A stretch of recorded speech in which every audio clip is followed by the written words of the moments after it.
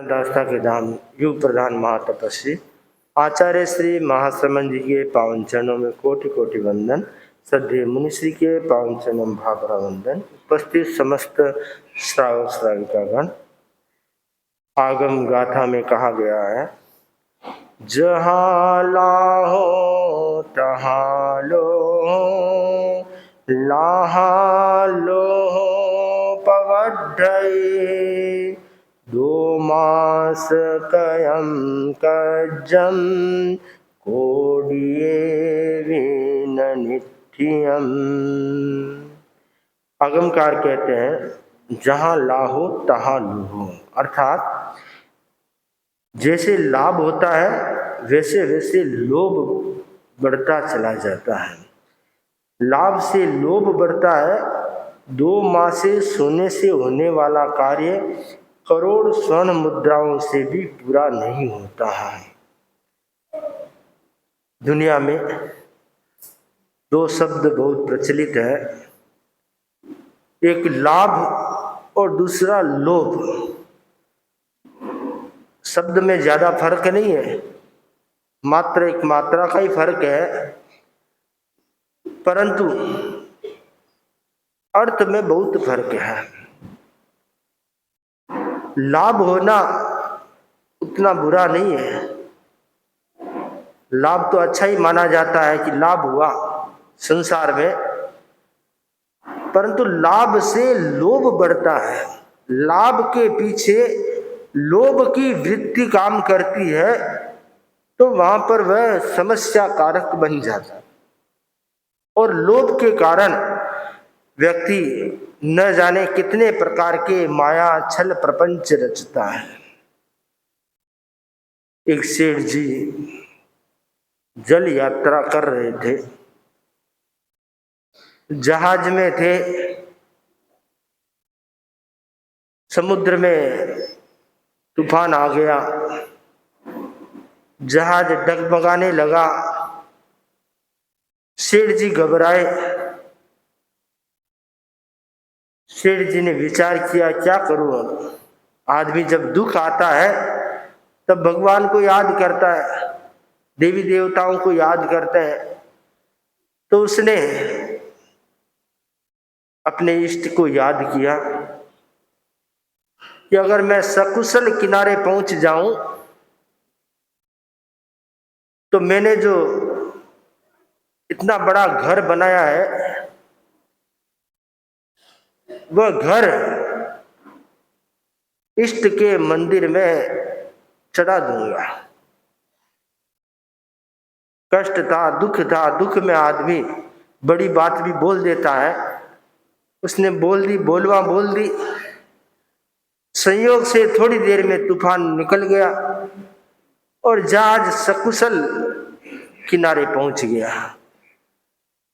अब उसने विचार किया, अरे भाई, मैंने तो बोलने में जल्दी कर दी। 10 करोड़ का मकान बनाया है और एक थोड़ी सी देर के लिए पूरा मकान मंदिर में चढ़ जाएगा, फिर मैं क्या करूंगा? उसने विचार किया। अब लोभ आ गया। लोभ आया तो उसने माया का प्रयोग किया। उसने सोचा कि अगर न चढ़ाऊं तो और कुछ समस्या हो सकती है, बोला हुआ है, और चढ़ाऊं तो इतना बड़ा मकान, इतनी बड़ी संपत्ति चली जाती है। रास्ता निकाला। उसने घोषणा की कि ये मकान मैं नीलाम कर रहा हूं, इसकी जो कीमत आएगी वह कीमत मैं मंदिर में चढ़ा दूंगा। तो नीलामी के लिए तैयारी हुई, बहुत सारे खरीदार इकट्ठे हो गए और इसने घोषणा की कि मकान का मूल्य जो है वो सिर्फ 5 रुपया है। 10 करोड़ का मकान और मूल्य रखा सिर्फ 5 रुपये है, परंतु साथ में एक शर्त है, इस मकान में एक बिल्ली रहती है, उस बिल्ली को साथ में खरीदना जरूरी होगा और उस बिल्ली की कीमत 10 करोड़ रुपए है। अब जिसको मकान लेना था उसको बिल्ली से क्या मतलब है? खरीदने वाले ने मकान खरीद लिया, भाई मकान का 5 ले, 10 करोड़ बिल्ली का ले, पर मकान दे दे। मकान खरीद लिया और मकान खरीदने के बाद जो रुपया आया, तो लोगों ने कहा भी मकान का रुपया आया, मंदिर में चढ़ा दो। पुजारी तो खुश हुआ कि बड़ी संपत्ति आएगी मंदिर में, परंतु इसने क्या किया कि भगवान मैंने तो बोला था मकान चढ़ाया है, तो मकान से जो रुपया आएगा वही चढ़ाऊंगा ना। मकान का तो 5 रुपये ही आया है, तो आपके चढ़ावे में 5 रुपया चढ़ाता हूँ, और 10 करोड़ तो मेरी बिल्ली के हैं, वो तो मेरे पास रहेंगे, वो आपको चढ़ाने के लिए नहीं है। और 5 रुपये चढ़ा दिए, 10 करोड़ जेब में डाल के आ गया। तो लोभ उत्पन्न हो गया, और लोभ के कारण माया का आचरण किया, और वह व्यक्ति अपना रास्ता निकाल लिया उसने। तो आपके घर पे देर हो सकती है, पर कुदरत के घर देर नहीं है, वहां परिणाम मिलेगा। यहाँ अंधेर हो सकता है, वहां अंधेर नहीं है। ऊपर वाला सब देखता है, यानी ईश्वर है, भगवान है, उसकी ज्ञान चेतना में सब कुछ दिखाई दे सकता है। तो जो छल करता है लोभ के वशीभूत होकर, वह दूसरों से छल नहीं करता है, स्वयं अपने से छल करता है, अपनी आत्मा को छलता है, अपने कर्मों का, अशुभ कर्मों का संचय करता है। एक बार तो सोचता है कि मैं बच गया, मैंने अपना काम निकाल लिया, परंतु बाद में जब उसका परिणाम आता है, रिजल्ट आता है, वह बहुत ही भयानक होता है, कष्टकर होता है। इसलिए कहा गया कि लाभ हो कोई बात नहीं, परंतु लोभ में मत आओ। जो लोभ में आता है वह स्वयं का अहित करता है और दूसरों का अहित करता है। लोभ में आदमी कुछ भी नहीं देखता है, न कोई रिश्तेदारी देखता है, न कोई छोटे बड़े का ख्याल रखता है, न किसी का सम्मान है। लोभ में तो बस एक ही ध्यान रहता है कि कैसे मेरे लोभ पूरा हो, कैसे मेरी मन की संतुष्टि हो। तो ये मन की संतुष्टि एक तरह की तृष्णा है, और ये तृष्णा ही व्यक्ति को संसार में परिभ्रमण कराती है, घुमाती है। तो जब हम लोभ को छोड़ करके संतोष अपना लेते हैं, संतोष अपनाने का प्रयत्न करते हैं, तब पाप से विरत होते हैं, पाप से दूर हटते हैं और धर्म की ओर अग्रसर होते हैं। बहुत सारे लोग 12 व्रत स्वीकार कर सकते हैं, 12 व्रत स्वीकार नहीं किए पर स्वीकार कर सकते हैं। एक लोभ की वृत्ति है, असंतोष है, अव्रत की भावना है, इसलिए व्रत स्वीकार नहीं कर रहे हैं। परंतु अधिकतर लोग 12 व्रती बन सकते हैं अपने जीवन में। साधु तो कोई बन पाता है, परंतु 12 व्रती तो हर व्यक्ति बन सकता है, अधिकतर बन सकते हैं। तो 12 व्रतों को समझ करके वे व्रत स्वीकार करने चाहिए, जिससे हमारे लोभ पर लगाम लग सके। जीवन निर्वाह के लिए कुछ जरूरी होता है, परंतु सब कुछ जरूरी नहीं होता है। सब कुछ के बगैर भी जीवन निर्वाह संभव है। तो ये भावना अगर व्यक्ति के भीतर आ जाए तो उसका व्रत पालन सरल हो जाता है, और व्रत पालन बहुत अच्छे ढंग से होता है। तो 12 व्रत हमारी साधना में आगे बढ़ाने के साधन है। भगवान महावीर ने 2 रास्ते दिखाए, एक महाव्रत का रास्ता और दूसरा अणुव्रत का रास्ता, यानी 12 व्रतों का रास्ता।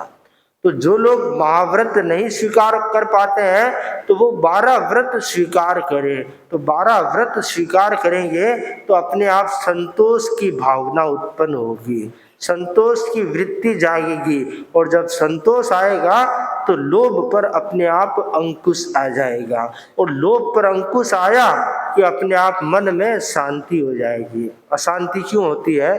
लोभ ज्यादा होता है तो उसके कारण व्यक्ति को अशांति होती है।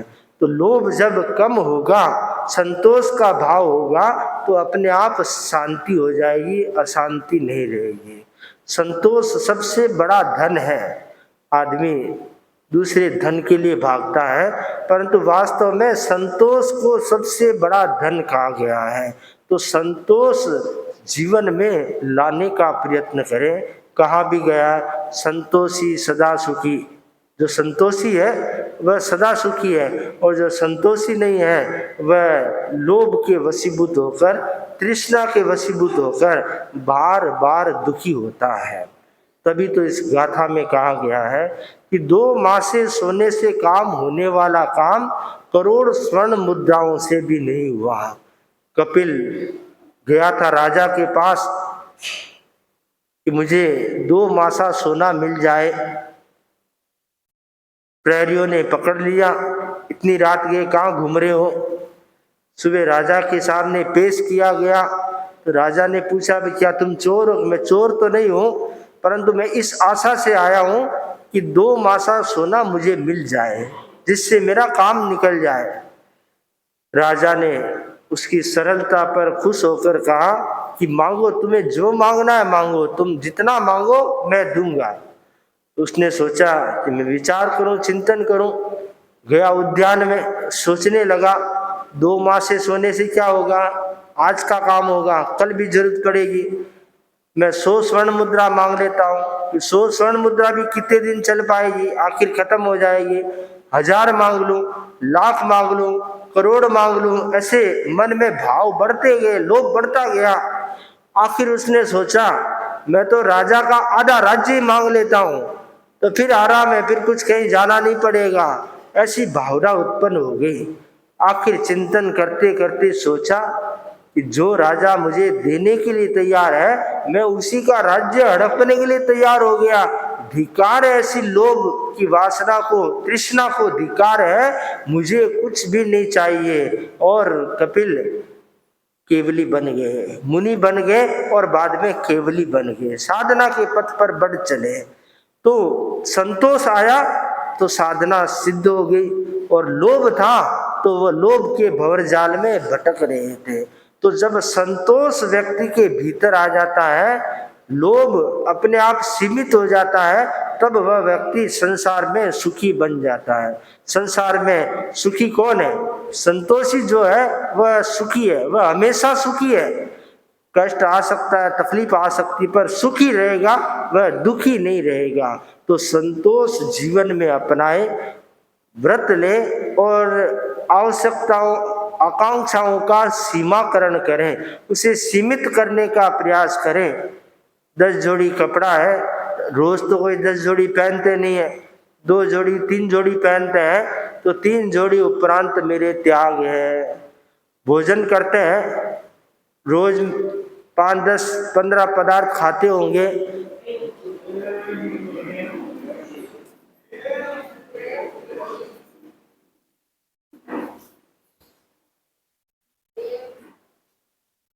अवतार भगवान महावीर स्वामी के चरण में कोटि से वंदन।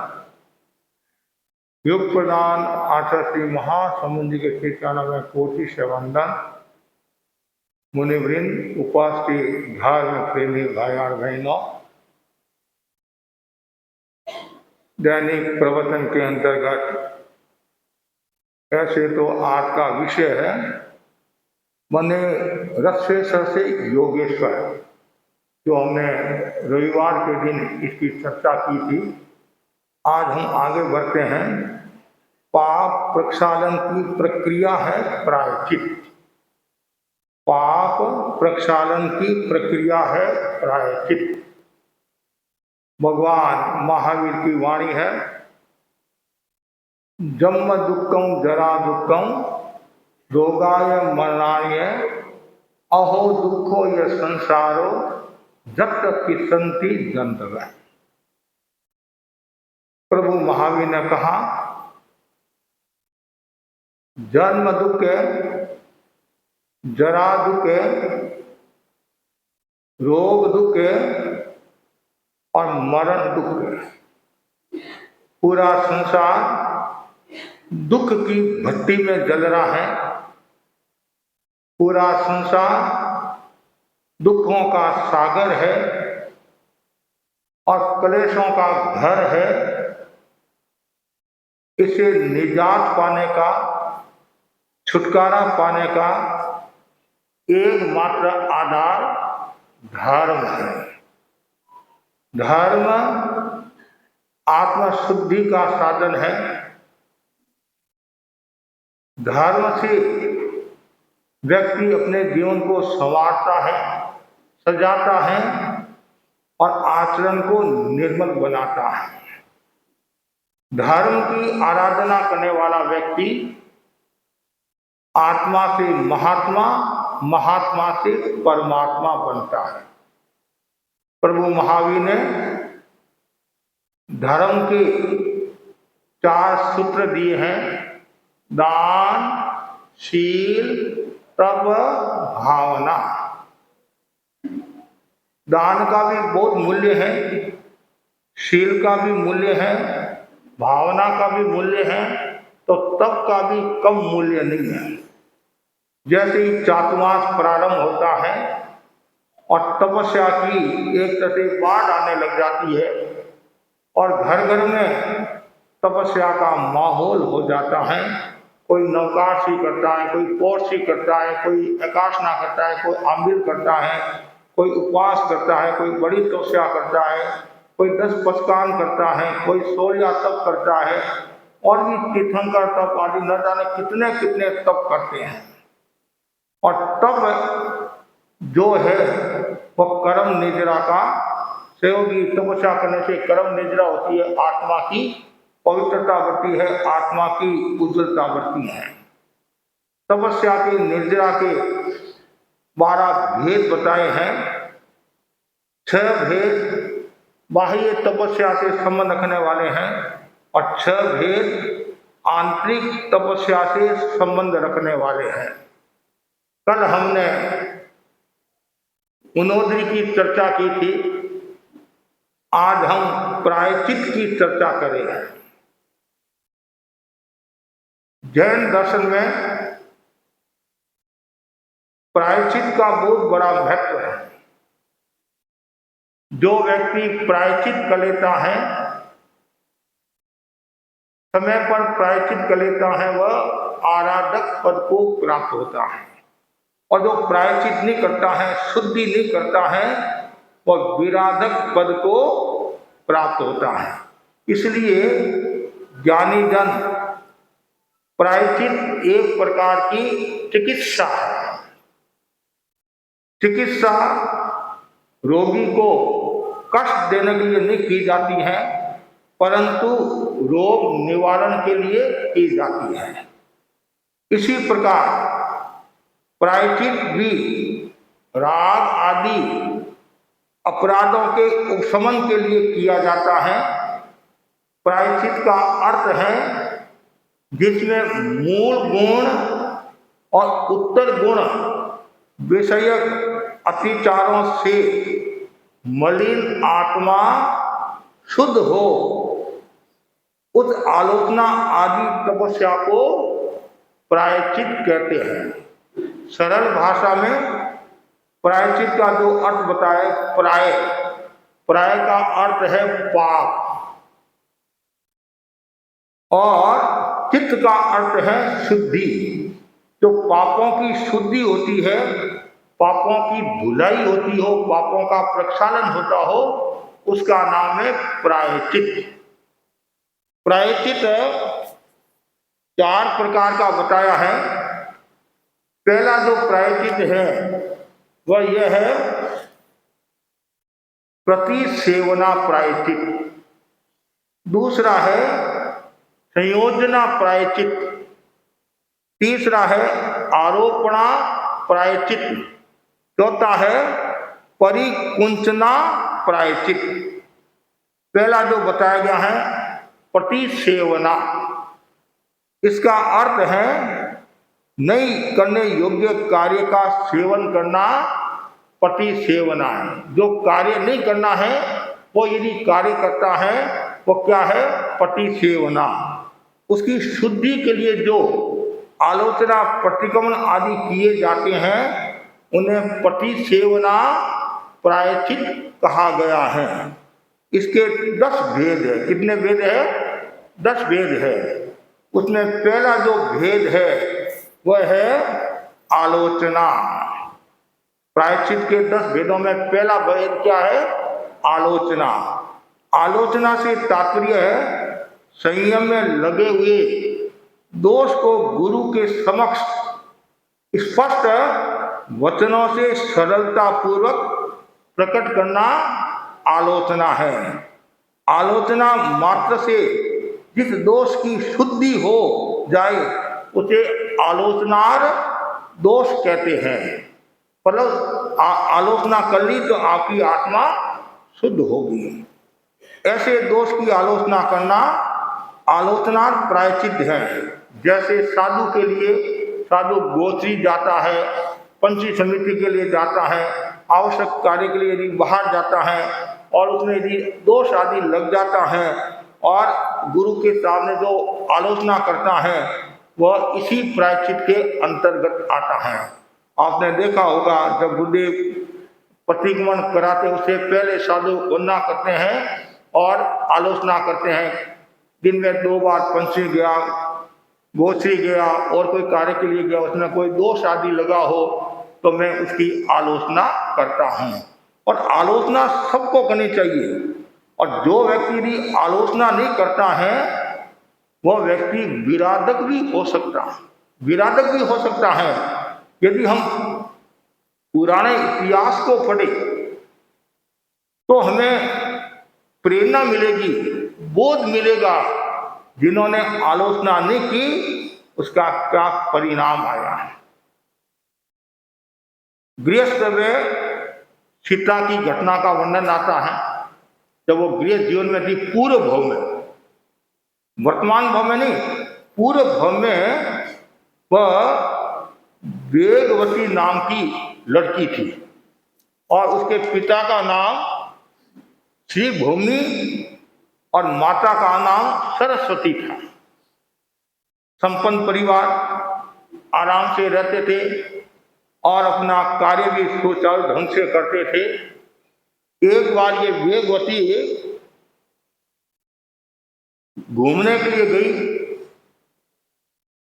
रास्ते में सुदर्शन मुनि नाम के संत अपनी साधना कर रहे थे। और जो साधना करता है, तपस्या करता है, विशेष साधक होता है, प्रभावशाली साधक होता है, साधु होता है, तो उनके लोग दर्शन करने के लिए भी खूब जाते हैं। ऐसे तो जो भी 5 महावतधारी साधु है, गुरु आज्ञा में है, जिन शासन की आज्ञा में है, भगवान की आज्ञा में है, जिन शासन की प्रभावना करता है, सबको वंदना करनी चाहिए। श्रावक श्राविकाओं को भी ध्यान रखना चाहिए। कभी कभी क्या होता है, कोई प्रभावशाली सिंगाड़ा आ गया या और कोई जानकार आ गया और एक सामान्य है, तो वहाँ तो लोग दर्शन करने के लिए नहीं जाते हैं और वहाँ भीड़ उमड़ कर जाती है। वो भी हमारे धर्म संघ के साधु है और ये भी हमारे धर्म संघ के साधु है। ठीक है, अपना प्रभाव है, अपनी साधना किसी की कम हो सकती है, किसी की ज़्यादा हो सकती है। कोई बीज के चंद्रमा के समान साधु होता है, कोई पूनम के चंद्रमा के समान साधु होता है, किसी का क्रोशम कम होता है, किसी का क्रोशम ज़्यादा होता है। लेकिन संघ का साधु है तो समान है, वंदनीय है। इसलिए बहुत सावधानी रखनी चाहिए। एक भाई बोला कि मैं एक संत के दर्शन करने के लिए जाता हूँ और बस केवल उनकी सेवा करता हूँ, आसपास में और संत है उनके मैं दर्शन ही नहीं करता हूँ। ये उसकी गलती है, गलती है।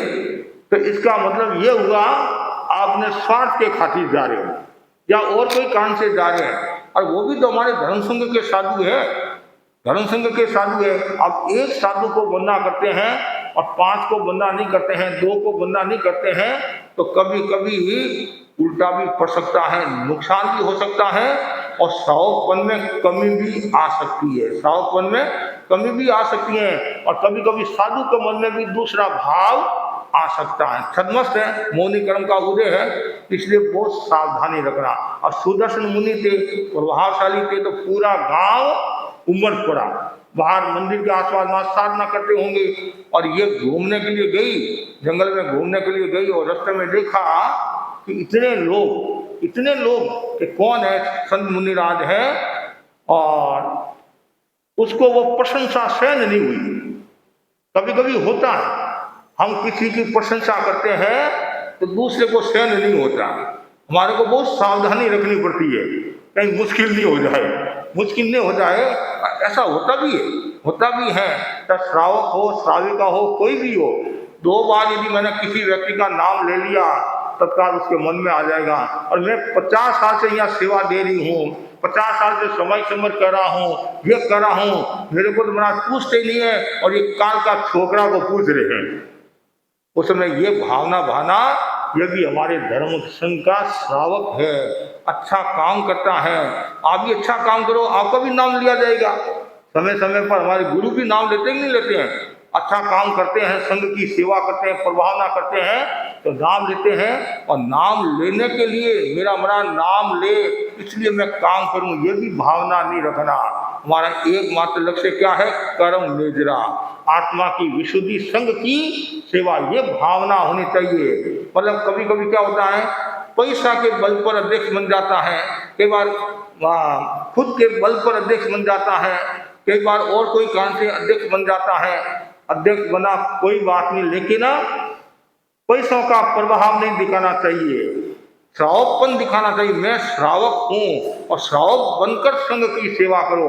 और जितने भी पदाधिकारी है, कार्यकारिणी मेंबर है, उन सबका नैतिक कर्तव्य होता है दिन में एक बार संतों के दर्शन करना, और जब तक होए तब तक सुबह का व्याख्यान सुनना और उसमें समाई करना चाहिए। यदि पदाधिकारी समाई नहीं करते हैं, वही दर्शन नहीं करते हैं, तो फिर जनता को क्या उपदेश देंगे, जनता को क्या उपदेश देंगे। इसलिए कार्यकारिणी के मेंबर है, योग परिषद हो, सभा हो, महिला मंडल हो, तेरापन प्रोफेशनल हो, अनुवर्त समिति हो, जो भी सभा संस्था है, कन्या मंडल, किशोर मंडल, सबका एक नैतिक दायित्व होता है कि गुरु ने कृपा कराई है तो हमारा दायित्व है दर्शन करना, सेवा करना और व्याख्यान सुनना।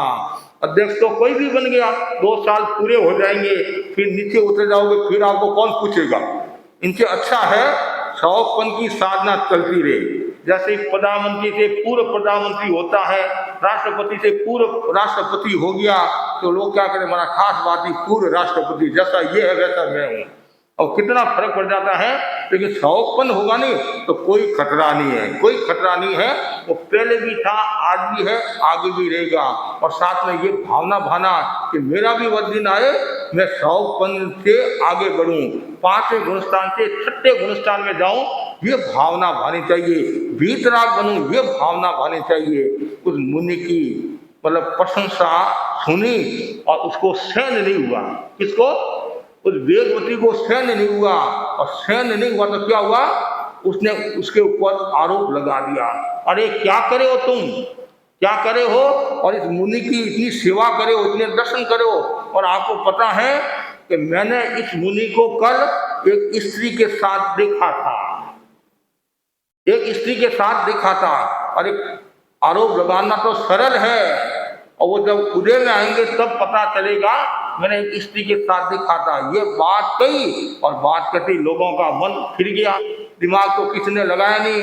एक भेड़ बोली भैं, तो सब भैं भैं बोलने लग जाती है। कभी कभी होता नहीं, एक भेड़ जा रही है, पीछे सब भेड़ है, तो वैसे हमारे श्रावक भी वैसे होते हैं। पर एक ने कुछ कह दिया, बस नहीं नहीं नहीं नहीं नहीं नहीं नहीं, अरे पहाड़ गिर गया, नहीं मतलब आकाश गिर गया। वो लोमड़ी जा रही थी नहीं, लोमड़ी, क्या हुआ, आकाश गिर गया, आकाश गिर गया, और सब कह रहे भागो भागो, आकाश गिर गया, आकाश गिर गया। एक समझदार भी था, वो बोला कहाँ आकाश गिरा बताओ, कि इधर से गिरा। वो आकाश नहीं गिरा था, वो फल गिरा था। क्या गिरा था? फल गिरा था। तो एक भेड़ बोली भैं, तो सब भैं बोलने लग जाते हैं। एक ने कह दिया नहीं जाना, नहीं जाना। कभी कभी हम सुनते नहीं, एक कन्या मंडल है, किशोर मंडल है, एक लड़का बोला चलो महाराज के, और एक ने मना कर दिया तो 10 गए, एक साथ में 10 गए, नहीं आज नहीं जाना है, आज बाहर ही रहेंगे। तो कभी कभी ऐसा होता है। तो जैसे ये कहानी, मैंने एक स्त्री के साथ में इनको देखा, और देखते ही लोगों का मन फिर गया, किसी ने खोज नहीं की, और सब ऐसे मुनि है, हम इनको बंदा नहीं करेंगे, ये नहीं करेंगे। जैसे ये अब मुनि ने भी सुना, मुनि ने भी सुना ऐसी बात है। और मुनि तो त्यागी थे, आत्मार्थी थे, वैरागी थे, तो जब तक ये कलंक नहीं उतरे मेरे अन्न पाने का त्याग है। तो सच्चा होता उसको कोई खतरा नहीं है। और इधर क्या होता है, जैसे ही उसने ये बोला, तो हमारी जैन दर्शन की परंपरा है, कोई किसी को दंड नहीं देता, दंड कोई किसी को नहीं देता, अपनी आत्मा ही जो काम करते नहीं, अप्पा करता विकर्ता है, दुहानी है सुहानी, अपनी आत्मा ही करता है, अपनी आत्मा ही विकर्ता है, अपनी आत्मा ही दुख देने वाली है, अपनी आत्मा ही सुख देने वाली है। कहते हैं उनका मुंह श्याम हो गया। किसका? लड़की का श्याम मुंह हो गया। और कैसे ही मुंह हो गया? जैसे ये देखा, और पिता भी साथ में थे, परिवार भी साथ में था, और देखता अरे ये क्या, ये तो सब लड़की का काम है। लड़की ने ऐसा बोला और बाप ने अनुशासन किया, डांटते हुए कहा, तो मुनि के ऊपर ऐसा आरोप करती है, मुनि से क्षमा मांग, खमत खावना कर। उसने मुनि से खमत खावना तो कर दिया, क्षमा याचना कर ली, लेकिन आलोचना नहीं की। खमत खावना तो कर लिया, लेकिन आलोचना नहीं की, और आलोचना नहीं करने के कारण और सीता बनी, और सीता के ऊपर भी ऐसा कहा जाता नहीं, मतलब कलंक लगा ऐसा कहा। तो ये पूर्व भव, उस समय यदि वो ये आलोचना कर लेती तो आराधक हो जाती, आराधक हो जाती। तो इसलिए कभी भी किसी के ऊपर आरोप नहीं लगाना चाहिए। यदि आपके कोई बात ध्यान में है तो सच्चाई के साथ, विवेक के साथ संतों को या और किसी को कहना चाहिए। यदि ऐसे आप आरोप लगाते हैं, आलोचना नहीं करते हैं, तो आपकी गति सुगति होने वाली बात दुर्गति हो जाएगी। आलोचना नहीं करोगे तो। और दूसरी घटना आती है देवकी की, जो घटना आती देवकी की। देवकी कौन थी? श्री कृष्ण महाराज की माँ थी नहीं देवकी। तो उसके पूर्व भव की घटना आती है। देवकी जो पूर्व भव में थी, उसके सौत की जो घटना आती है, तो 7 रत्न चुरा लिए। कितने? 7 रत्न चुरा लिए। अब एक रत्न भी चुराता तो भी, लेकिन उसने 7 चुरा लिए। और पहले तो खूब आनाकानी की, ऐसा वैसा खूब, तो फिर लास्ट में एक रत्न चुराया, एक रत्न लौटा दिया, एक रत्न लौटा दिया। और परिणाम ये आया, उसने चोरी की, आलोचना नहीं की, प्रायश्चित नहीं किया, जिसके कारण देवकी बनी और 6 पुत्रों का वीर्य सहन करना पड़ा। जो घटना लंबी है, लेकिन मैं इतना ही कहना चाहता हूँ, उन्होंने पूर्व में चोरी की, आलोचना नहीं की, जिसके कारण ये घटना ऐसी। ये राजा हरिश्चंद्र तारामती की जो घटना आती है, तो इन्होंने पूर्व में आलोचना नहीं की। दंडन मुनि की जो घटना आती है, दंडन मुनि कौन थे? भगवान अरिष्ट नेमि के शासनकाल में हुए नहीं दंडन मुनि। तो वो पूर्व में किसानों का खूब मतलब किसानों को लूटते थे, मतलब काम ज़्यादा कराते थे, वैसा वैसा, और भोजन नहीं देते थे समय पर, आदि और भी कई बातें हैं।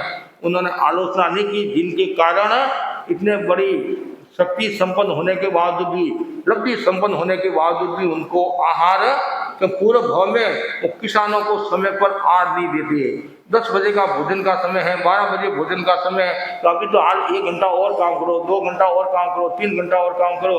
बेचारे वो बहुत दुखी हो जाते, आलोचना नहीं की है। तो ये ऐसी द्रौपदी की घटना आती है। द्रौपदी की पूर्व भाव में वो सुकुमारी का साध्वी थी नहीं, सुकुमारी का साध्वी, जो आत्मापना करती, ऐसे साध्वी आत्मापना नहीं, लेकिन वो भी स्वच्छंद वृत्ति वाली थी। तो गुरुनी से अलग रहकर ये करती थी। तो उसने वो 5 पुरुष और 1 वेश्या के साथ में वो क्रीड़ा करते देखा, और चिंतन बदला कि मेरे भी यदि तपस्या का फल हो, साधना का फल हो, तो मेरे भी ऐसा हो, 5 पति मुझे मिले। तो उस समय उन्होंने आलोचना नहीं की, प्रायश्चित नहीं किया, तो जिनके कारण ये सब भोगना उनको पड़ा। इसलिए आलोचना जरूरी है।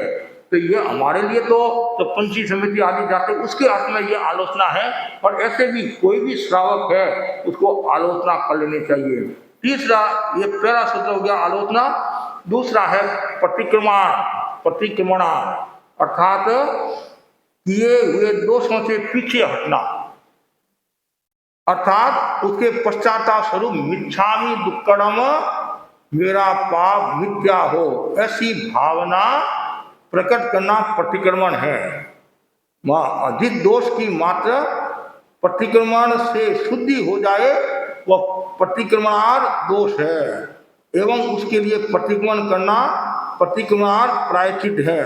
जैसे समिति गुप्ती है, साधु समिति गुप्ती है, अकस्मात दोष लग जाए तो मिथ्यामि दुक्कड़म, जैसे चल रहे हैं क्रिया समिति चल रहे हैं, चलते समय सावधानी नहीं रही और कोई जीव जंतु आदि हरियाली के ऊपर पैर आ गया तो एक बार तो मिथ्यामि दुक्कड़म बोलते, आपने सुना होगा कभी है, और मिथ्यामि, मेरे पाप मिथ्या हो, मेरे पाप मिथ्या हो, ये बार बार भावना भानी और फिर गुरु के पास में आलोचना लेना।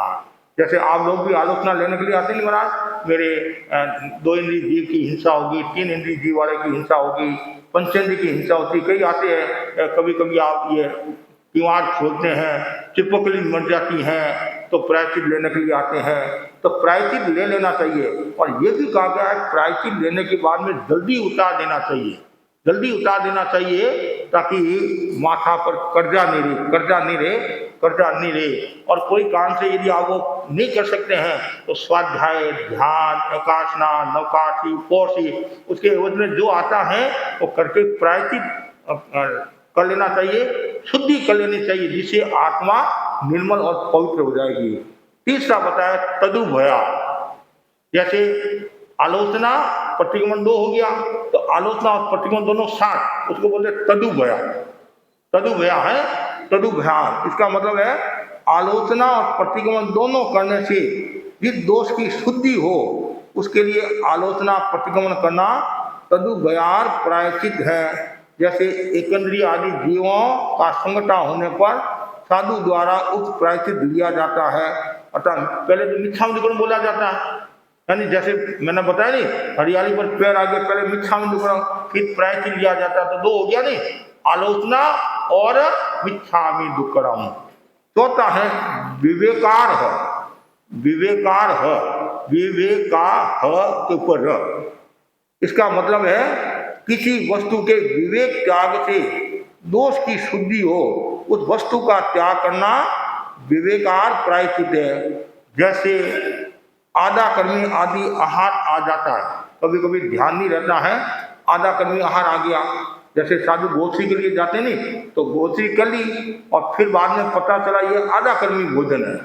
गुरुदेव तुलसी के समय की बात है, संत गोश्री करके आए और उससे पूर्व कुछ अन्य मती लोग आए हुए थे, तो गुरुदेव उनसे बात कर रहे थे और साधुचर्या के बारे में बता रहे थे कि साधु के ये नियम है, साधु के लिए यदि कोई भोजन बना देता है तो वो साधु भोजन देते नहीं हैं। और जैसे ये बात कही तो एक भाई बोला हमने आपके लिए बनाया, हमें आपके लिए बनाया, आपको आश्चर्य होगा, जैसे ये बात कही जो वो भोजन आया हुआ था मिक्स भी हो गया, भोजन आया हुआ था, संभव थे वो भोजन पूरा का पूरा परिष्टापन करा, परिष्टापन समझ गए ना, परिष्टापन करा दिया कि वो काम नहीं आएगा।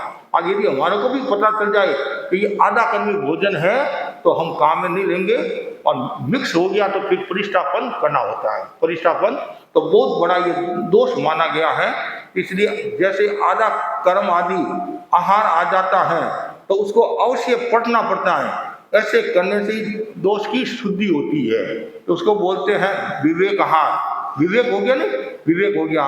5वां है व्युत्सर्गार, व्युत्सर्ग बोलते नहीं, व्युत्सर्गार, इसका मतलब कायोसर्ग से जिस दोष की शुद्धि हो उसके लिए वह करना। जैसे हम नदी पार करते हैं, कभी आप देखा होगा नदी पार करते हैं, गुरुदेव तुलसी ने भी नदी पार की थी नहीं, रायपुर से बिहार किया था है, नदी पार की, और नौका से भी कभी काम पड़ता है, ऐसे भी नदी पार करते हैं, नौका से भी नदी पार करने का काम पड़ता है। भगवान महावीर ने भी एक बार नौका विहार किया था भगवान महावीर गंगा नदी को संभवत है, और हमारे मुनि गुलाब चंद जी स्वामी ने भी इधर आशा मंगाल इधर ये नौका से नदी पार की थी। और तो ये मतलब तो अब उस समय जो कायस्थ हैं, उस समय जो कायोसर करते हैं तो वो क्या हो गया, व्युत्सर्ग कायोसर। नदी आदि पार करने के बाद प्रायश्चित लिया जाता है अर्थात कायोसर किया जाता है। जैसे कायोसर किया, नदी पार की, जैसे अनेक और भी, और ऐसे हमारा नियम भी है, हिंदी चर्चा में भी आता है कि साधु 1 महीना में कितनी नदी पार करा, 3 नदी, 3 छोटी मोटी ऐसे, एक बड़ी ऐसे, उसका भी आता है। तो नदी पार करना अलग बात है, नदी में पार करते समय असावधानी रखी, ध्यान से सुनना, असावधानी रखी, उसका प्रायश्चित आता है। भगवान महावीर ने बरसती बरसात में पंछी जाने की आज्ञा दी है। पंछी जाते ना, बरसती बरसात में पंछी जाते हैं, लेकिन एक बूंद गिर रही हो तो गोचरी के लिए नहीं जाते हैं, गोचरी के लिए नहीं जाते। क्यों? वो आवश्यक कार्य है। भगवान ने कहा है वेग को रोकना नहीं, पत्तम मुतम धारे, पेशाब आदि को रोकना नहीं, वो आवश्यक काम है। लेकिन ये आवश्यक, इतना आवश्यक काम नहीं है, इसको हम सहन भी कर सकते हैं। कभी कभी आपने सुना होगा तो बेला तेला भी हो जाता है। जब मैंने दीक्षा ली, दीक्षा, और पहला चातुर्मास हमारा जयपुर में था, जो चंद्रमुनि संघ से अलग हो गए रूपचंद जी, उनके साथ में पहला चातुर्मास था। तो इतनी बरसात पड़ी, इतनी बरसात, तो पहले तो क्या है, पंछी समिति बाहर जाते थे, तो फिर वापिस आते नहीं, तो मकान के बाहर सज्जे होते नहीं, सज्जे होते हैं, तो वहाँ रुकते और घर होता तो गोचरी कर लेते थे। और आजकल उसमें भी अब थोड़ा नियम चेंज हुआ है कि बरसात रुकने के बाद ही गोचरी कर सकते हैं, बरसात रुकने के बाद ही गोचरी कर सकते हैं। तो उस समय हमारे श्रेयांश मुनि थे, उन्होंने तेला किया था। तो मैंने तेला नहीं किया था। हम तो गोचरी करके पंछी जाते नहीं, तो बड़े संत साथ में होते चंद्र मुनि, तो घरों की गोचरी कर लेते और आहार कर लेते। उन्होंने अपनी इच्छा से किया, उनको वो जरूरी नहीं था। लेकिन कभी कभी ऐसा होता है, हमारा भूसावल चातुर्मास था, तो पूरे दिन भर बरसात रही, तो उस दिन उपवास हो गया। तो ऐसा होता है, कभी उपवास, कभी बेला भी हो जाता है। तो मूल में बात बता रहा था, पंछी जाना, उसमें असावधानी होगी तो उसका प्रायश्चित दिया जाता है। नदी पार करना नहीं, उसमें असावधानी हुई हो तो उसका प्रायश्चित आता है। उसके बाद में तपाहार, तप करने से जिस दोष की शुद्धि हो उसके लिए तप करना तपार प्रायश्चित कहलाता है। इस प्रायश्चित में निर्विकृति, आमिल, उपवास, बेला, 5 दिन, 10 दिन, 15 दिन, 4 मास, 6 मास तक का तप किया जाता है। इतना भी 6 मास तक का तप किया जाता है। हाँ, तो इसको 6 मास वाला प्रायश्चित मासिक कहलाता है। उसके बाद में छेद, ये तो इतना तक तो प्रायश्चित है, तो मतलब उपवास है, आदि है, या मतलब आलोचना करना या प्रतिक्रमण करना। अब छेद में क्या होता है, दीक्षा पर्याय का छेद करने से जिस दोष की शुद्धि हो उसके लिए दीक्षा पर्याय का छेदन करना छेदार प्रायश्चित है। कभी कभी आपने देखा होगा विज्ञप्ति में नाम भी आते हैं, और हमारे जो चातुर्मासिक ये प्रवास की जो पुस्तिका आती नहीं, उसमें ऐसे संत के आगे, सत्य के आगे ऐसे बिंदु होता है। एक तो बड़ा बिंदु तक काला जो ऐसे बिंदु होता है वो अग्रगण्य नहीं है, वो व्यवस्थापक है। और एक छोटा सा होता है वो जो है, तो उसमें ऐसा लिखा गया होता है, निर्देश वो होता है कि इसको प्रायश्चित है, छेद आता नहीं, छेद आया तो उसको बोलते हैं, मतलब जो तुम्हारी साधना है 44 साल की, तो गुरु जो जैसे 1 महीना का जैसा होता है, तो 1 महीना वो कम हो गया, उसको छेद बोलते हैं। हाँ, इसके भी मासिक, चातुर्मासिक आदि भेद, इसके भी अलग अलग भेद होते हैं। और उसके बाद में दूसरा आता है, ये 8वां जो है वह है मूलाहार। इस दोष की शुद्धि चारित्र पर्याय को सर्वथा छेद कर पुनः महाव्रतों के आरोपण से होती है। उसके लिए वैसा करना अर्थात दोबारा दीक्षा देना मूलाहार प्रायश्चित है। उसमें तो छेद हुआ, 1 महीने का, 2 महीने का छेद हुआ, और मूल में क्या होता है, वापिस नई दीक्षा देना, सरल भाषा में महाव्रतों का पुनः आरोपण कराना, वो हो गया। उसके बाद में 9वां जो है वह अनवस्थाप्य।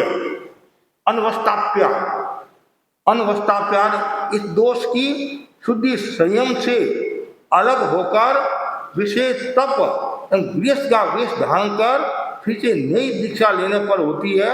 उसके लिए पूर्वक कार्य करना अनवस्थाप्यार प्रायश्चित है। इसका मतलब हुआ छेद में तो 1 महीना 2 महीना, मूल में पूरी दीक्षा देना, इसमें गृहस्थ का वेश धारण कर और तब विशेष तपस्या आदि करा के फिर दीक्षा देना।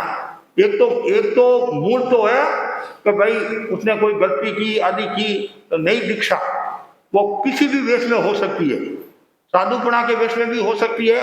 और यहाँ ये जो अनावस्था प्यार का है ना, इसमें ये समझने की बात है, अलग होकर विशेष तप एवं गृहस्थ का वेश धारण कर फिर से नई दीक्षा लेने पर होती, उसको बोलते हैं अनावस्थाप्या ये प्रायश्चित।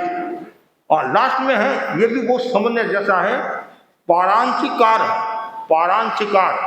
इसका मतलब है जिस महादोष की शुद्धि वेश और क्षेत्र का त्याग कर महातप करने से होती है, उसके लिए वैसा करना। तो इसके लिए ये बताया गया है, वेश का भी त्याग करना और क्षेत्र का भी त्याग करना, वेश और क्षेत्र दोनों का त्याग करना और फिर महातप करने से और बड़ी तपस्या महातप करने से उसके लिए वैसा करना, वो है परांचिका। अब ये प्रायश्चित किसको आता है? बहुत सुंदर बात कही है। ये प्रायश्चित बताया गया है ठाणांक सूत्र में 5 कारणों से। पहला, जो गण में फूट डालना, जो साधु गण में फूट डालता है, फूट छदमस्त है, किसी से भी कुछ सोचेगा गण में फूट डालता है। और दूसरा बताया है फूट डालने के लिए तत्पर रहता है।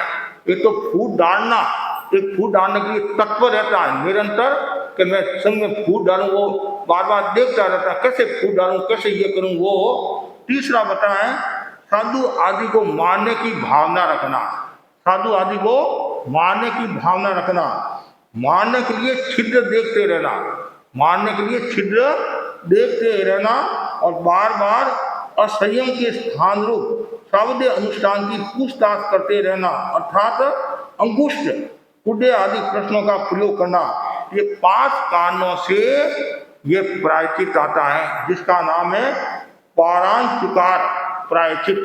ये 10 प्रकार का प्रायश्चित बताया गया है। इसलिए जो साधु है, गलती किसी से भी हो सकती है, आपसे भी हो सकती है, हमारे से भी हो सकती है, छदमस्त है और गलती होना मनुष्य का स्वभाव है और उसमें डूबे रहना वो शैतान है, और दुख और अनुताप करना वो संत का स्वभाव है। और ये भावना बाता है कि मैं कभी भी दोष नहीं लगाऊं और जन्म मन की परंपरा से मुक्त हो जाऊं, तो वो सिद्ध अवस्था हो जाती है।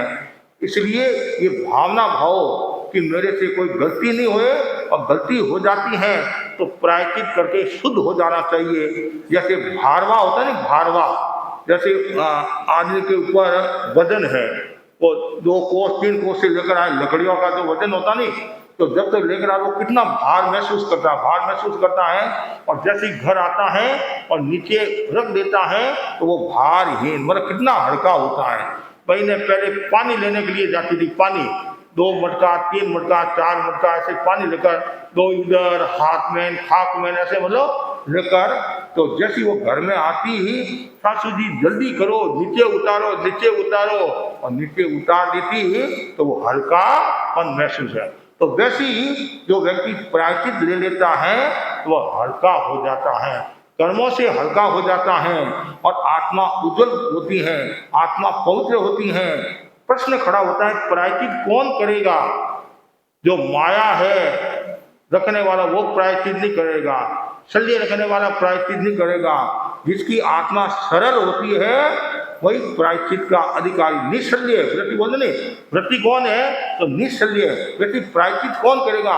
जिसकी आत्मा सरल है। और कभी कभी ऐसा भी होता है कि जैसे कोई आपसे गलती हुई तो मैं गुरु के सामने ऐसे कैसे कहूँ मैंने गलती की है, तो आप जाकर क्या कहते हैं कि महाराज इसका दोष सेवन करने से क्या प्रायश्चित आता है नहीं, इसका दोष सेवन करने से क्या प्रायश्चित आता है। तो ये बात किसने की थी आपको पता है? हाँ, लक्ष्मणा साध्वी की घटना आती है। आज से 80 जितने मतलब 24 ही पहले, ऐसा कहा जाता है, पूर्व की घटना है। तो वो शादी हुई और कुछ समय बाद ही वो विधवा होगी। विधवा होगी और विधवा होने के बाद में संत की प्रेरणा मिली और दीक्षा ली। दीक्षा लेने के बाद में वो साध्वी श्री के साथ विहार करी थी और विहार करते करते साध्वी जी ने एक युगल पक्षी को देखा, काम क्रीड़ा भोग करते हुए देखा और सोचा भगवान तो वीतराग थे, वे क्या जाने इस मांग और आवश्यकता को, मनुष्य के लिए काम कितना जरूरी है, ये उसने कह दिया। भगवान के ऊपर भी ऐसा कह दिया, जैसे ये कहा। और यही सुखों का मूल स्रोत है, काम ही सुखों का मूल स्रोत है, जैसे ये कहा। और कहती कुछ ही क्षणों में चिंतन बदारे, मैं साध्वी हूँ और भगवान के ऊपर ऐसा मैंने कह दिया, अब मुझे प्रायश्चित करना है, शुद्ध होना है। और जैसे वो प्रायश्चित करने के लिए जाती है, क्या होता है, ठोकर लग जाती है। क्या ठोकर लगी, और ठोकर लगी तो अशुकन हो गया। एक वो कहते हैं भाई, कई विशेष काम के लिए जाते हैं तो ठोकर लग जाती है, अशुकन हो गया। या कभी कोई वो बिल्ली रास्ता काट देती है, और भी कई चीजें हैं। तो जो मानते हैं, जो नहीं मानते, उनके लिए कुछ नहीं है। कुछ लोग कहते नहीं, बस पीछे से कोई आवाज देता नहीं, पीछे से आवाज, तो काम अच्छा नहीं होता है। हमारे श्री चंदी स्वामी थे, उनको अच्छा नहीं लगता था, मेरे को भी अच्छा नहीं लगता। तो पीछे से आवाज देता नहीं, आप आगे आकर, या कोई बिल्ली रास्ता काट देती है आदि है, तो कुछ नहीं मानते हैं, नहीं मानते हैं। वो बोलते क्या है, देखो हम खाली गए और बढ़िया आया, और आकर बिल्ली ने रास्ता काट दिया। तो अपनी अपनी अवधारणा है।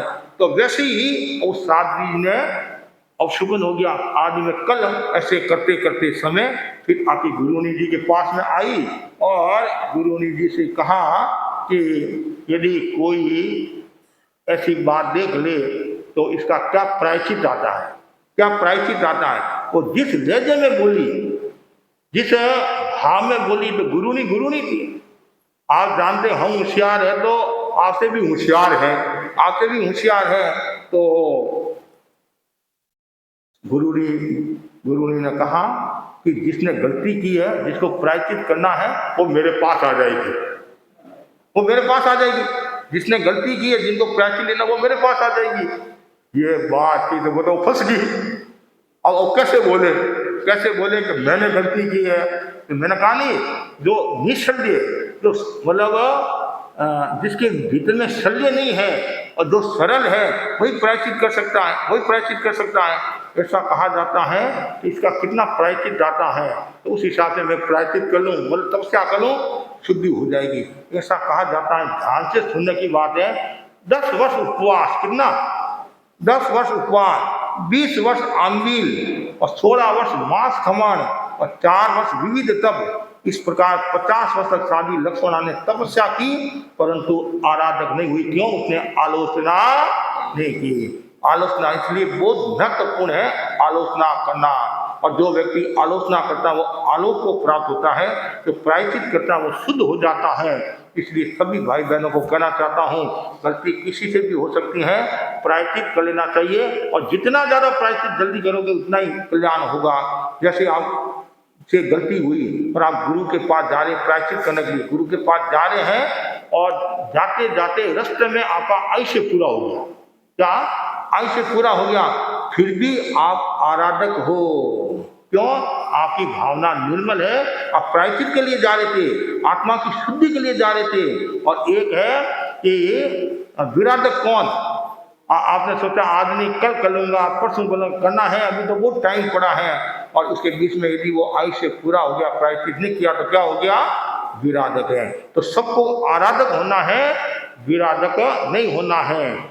जैसे उदय राजा मोक्ष पदार्थ के और अभिची कुमार ने क्षमत भावना नहीं किया, आलोचना नहीं की, तो वो जितना ऊंचा जाना था उनसे नहीं गई। इसलिए और यही मैं आपको कहना चाहता हूँ कि पाप प्रक्षालन की जो प्रक्रिया है और जो प्रायश्चित है, और प्रायश्चित बहुत महत्वपूर्ण है। सबको आलोचना प्रायश्चित करके शुद्ध हो जाना चाहिए। इसी आशा के साथ ओम अरहम।